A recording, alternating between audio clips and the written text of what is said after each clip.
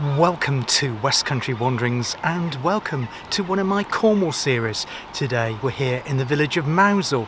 Stayed overnight in Penzance and yesterday I filmed a video looking at both Penzance town centre and also the separate town of Newlyn. This, however, is a completely different thing entirely. It's a beautiful village of Mousehole, of course. I'll tell you a little bit more later in the video about how it got its name. Also some fascinating history of this village. It's got heaps of it, absolutely stacks of it. Some of it you would not expect at all. Of course it's got that interesting name, tell you all about that. Beautiful mid-June day here, couldn't have asked for better. I've caught the bus here from Mousehole bus station. I actually did it as a plus bus ticket, so when I bought my train ticket down from Gloucestershire I just added, I think it was £2.20 extra, and you can use buses all day as much as you like in and around the Penzance area for the princely sum of £2.20. Absolute bargain. It saves driving in here with the car parking charges and all the congestion and all the hassle of that. And it has a little tiny little bus that gets you here, air conditioned, very friendly driver. I'll include a clip of the bus that I shot when it was going through Newlyn yesterday evening. So I hope you can join me again here in Cornwall series West Country Wanderings in the village of Mousehole.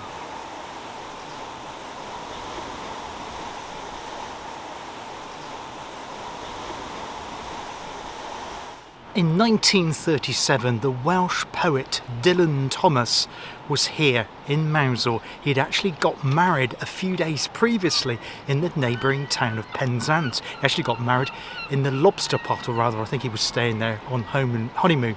He married his wife Caitlin and they came here, and he described it as the most loveliest village. I think it was possibly his favourite village, even though he was from a different country of Wales. But of course you've got that Celtic connection between Cornwall and Wales. There's a natural affinity between the two. This part of England feels entirely different to other parts of the West Country that I cover here on West Country Wanderings. Now, I lived for many years here in Cornwall, and I've always known it to be a place set apart. It has an entirely different feel to anywhere else, particularly further way down west.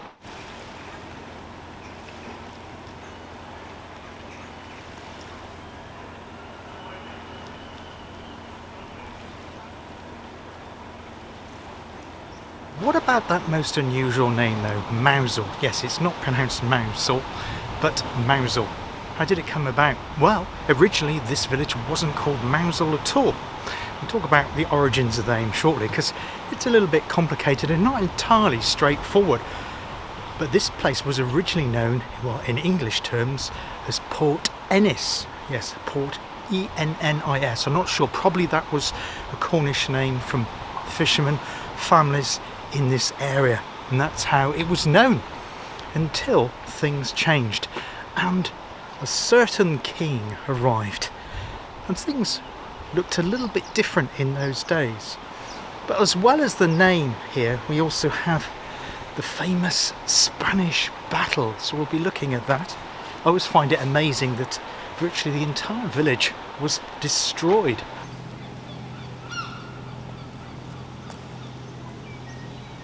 In 1242, Richard, Earl of Cornwall, had a lucky escape.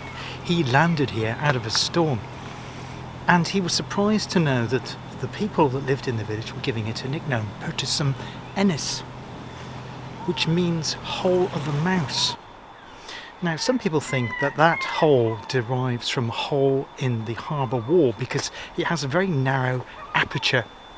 I'm thinking of aperture because I'm looking at the camera at the moment, but yeah, small opening, because they thought it was like a mouse-like hole. But that's not where it came from.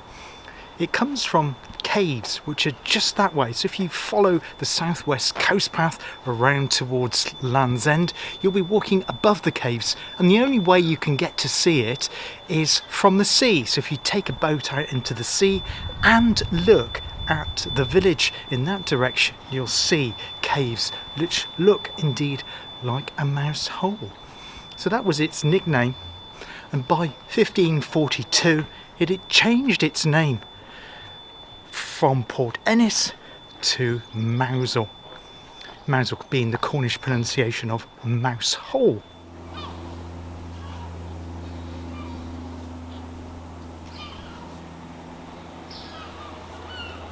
Now Richard, Earl of Cornwall, continued to take an interest here, and he actually designated it as a market town in the mid-1200s. That's not the entirety of the connection though.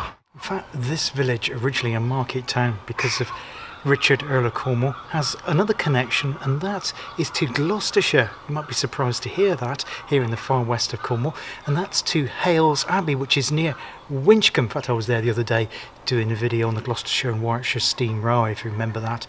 Hales Abbey halt there, so great connection, but not to the heart of the village itself, but to a little hamlet to the north of the village called Paul. There's a parish church there which was built in the late 1200s, probably at the instigation of Richard, Earl of Cornwall, and that's called St Paul de Lyon.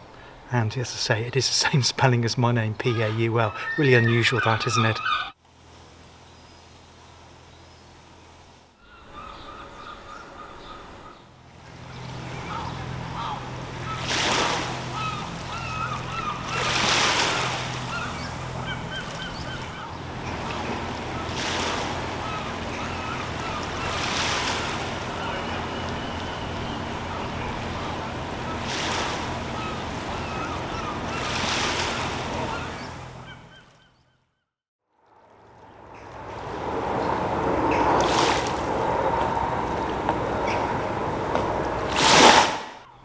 Now this building behind me, Kegwin House, in fact it was an inn at one time, is the oldest building here in the village of Mousehole. It was built in the 14th century. The rest of the entire village was burnt to the ground, razed to the ground by the Spanish. They attacked similarly Newlyn, which I talked about in my Newlyn and Penzance video filmed yesterday. But this one survives, and it now has a plaque there to Squire Kegwin, who tried to defend the village, and including his building, his house here in the village, but sadly he was burnt too when the whole lot was razed to the ground. But yeah, amazing to think this is the only original surviving from those days, and the rest was relatively new. Starting from the 1600s onwards, they had to completely rebuild the village from scratch. In this house here once lived Dolly Pentreath, and she was one of the last native speakers of the Cornish language. She grew up here and died here 1777. Since 1777, of course, there's been a little bit of a revival of the Cornish language. I think there's a programme regularly on BBC Radio Cornwall, and you can also go to night school classes to learn Cornish, do them online, and it's also taught in some of the schools in Cornwall as well. So it's good to have that Celtic connection of the language still staying alive here in Cornwall. But hats off to Dolly Pentreath from here in Mousehole.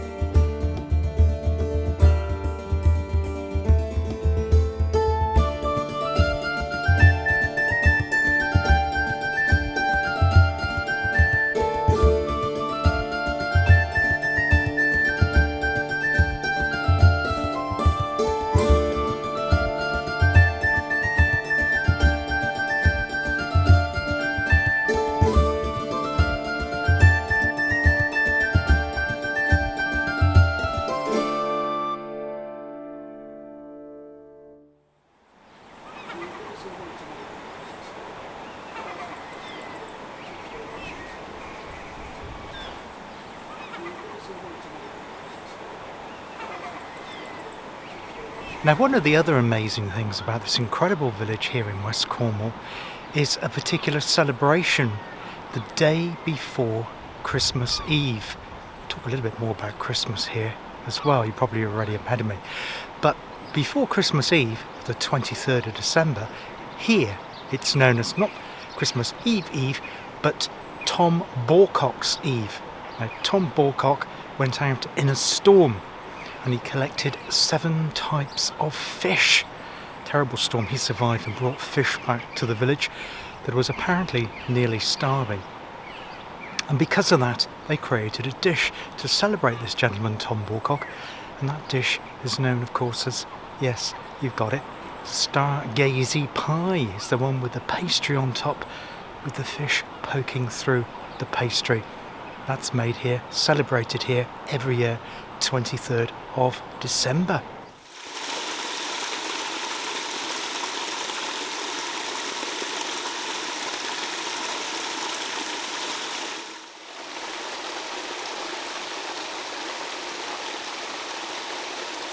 Well, this was an unexpected find here. It's very warm down here. It's now about 11 o'clock, starting to get busier. So I've just climbed up, found this wonderful stream, which must be an important freshwater source of running water for the village here in Mousehole. Well, it certainly would have been before South West Water came on. I won't go into that. But yeah, so this is absolutely delightful. Of course, we're sheltered here from the strength of that sun. You've also got nice views down there, back down to the heart of the village as well. So we were talking then just about Christmas, Tom Borcock's Eve on the 23rd of December. But Christmas here in Mousehole is a huge celebration. You probably think this Cornwall time is like a summer place that people come on holiday. But that's partially true, but only part of the truth, because also people come to Mousehole at Christmas time. And the reason they do that is because they have amazing Christmas decorations all around the harbour, including some of the boats are all lit up in their glory. It looks amazing. I've been here a couple of times. Word of warning though, if you do come to the lights here at Mousehole, it does get extremely busy, but it's a spectacular sight. Sometimes they run in special bus trips as well, so from Penzance and places further afield like Redruth, Helston Farms, etc. So if you can get one of those, it's probably better. But yeah, the lights here at Mousehole at Christmas time. I'll put in the description of what dates that'll be taking place this year and running into 2026. They normally go on to a few days or a couple of days after New Year's Day into 2026. And I'll see if they've got a link to a website that gives you more information all about it here in Mousehole.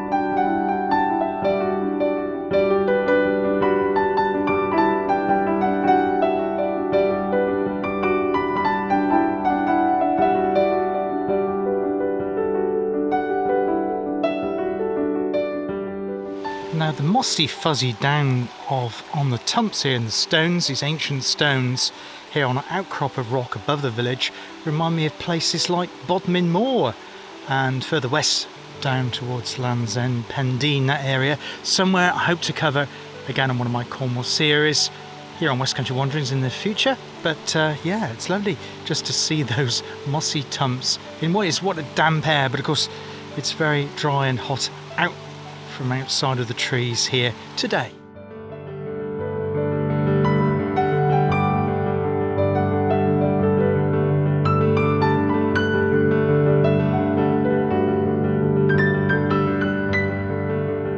Well, I've just come up the path there. It's tucked in by the gunra. Looks a bit like giant rhubarb, doesn't it? Don't want to get too near that because it's prickly. Of these tropical plants too. This is a private lane, but we're going to continue on to go a little bit higher before we head back into the village again. One of the other things to do with Mousehole is fishing, and the difference between here and Mousehole and nearby Newlyn. They're actually quite different. After the visit from Richard, who picked up on the name and all of that, and he was saved of course, and he really took a delight to this place, he actually commandeered 18 fishing boats for his own purposes. The fisherman on those boats caught the fish for his own estate, which was then part of Restormel Castle, and a bit further on at what is now Mount Edgecombe Country Park, in the house there, but not the present day house, because that's obviously a lot newer. So he had those fish and they were transported around the coast. They were packed with ice and brought around from there, some of there. But after that declined, the fishing in the village declined. Obviously there was local fishing for the villagers themselves, but it didn't happen on a large commercial scale. The importance of Newlyn grew and grew and grew until what it is today is the most important fishing town in the entirety of England. But the economic fortunes of Mousehole sadly declined until 19th century, when the railway arrived to Penzance, and you had charabancs and trips on GWR buses here to Mousehole, and it was boosted up by the tourist trade. Now of course it's lots to do with things like accommodation, Airbnb. Again, I won't get into the politics of that one, but it's been boosted. There's lots of vibrancy around the town. New people have moved in, and it's quite economically active. Although, of course, a lot of the time in the winter, outside of Tom Borcock and Christmas lights and all that, it does go into its quiet hibernation period. Really enjoying my tour here of Mousehole. I've been here a couple of times before, including a couple of visits to the Christmas lights, but this is the first time we've been here on West Country Wanderings. We're now high above the village, gives you a perspective of exactly where we are. That's Mousehole back down there. And of course over there you've got St Michael's Mount, so it's kind of Mounts Bay and around a bit. But stretching all the way along there, heading down, is of course the Lizard, somewhere I have been to a little bit here on West Country Wanderings. I hope to do a lot more in the future. That goes all the way down there to Lizard Point, the most southerly point in Cornwall and England. Now going back to our Spanish invasion here of 1595, when they moved on from Mousehole and around to Newlyn, a little bit of Penzance they destroyed. There's something else they destroyed as well. Remember I mentioned that little tiny place called Paul? Well, just coming into view is the church of Paul. Don't know if you can see that there. It's kind of there, somewhere around there, and that was destroyed too. Now some sources say it was destroyed because the Spanish invaders thought it was actually a mosque. Yeah, that's a bit strange, isn't it, as we were then primarily a Christian country, but destroyed it they did, and Paul Church was rebuilt many years later.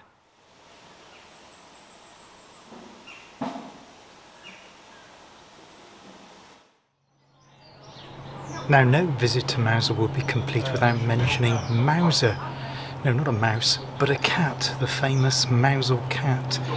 Made famous in a book by Antonia Barber, and fantastic illustrations by Nicola Bailey, made into a Channel 4 illustrated animation as well. Brilliant.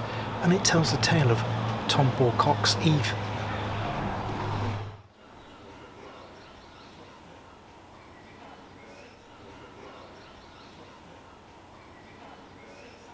On June the 14th, 2017, there was a terrible fire in London. Of course, that was the Grenfell Tower. This here is Grenfell Street, and there's a little plaque there in memory of the people that lost their lives at Grenfell Tower here. In memory, in Grenfell Street, here in Mousehole, in Cornwall.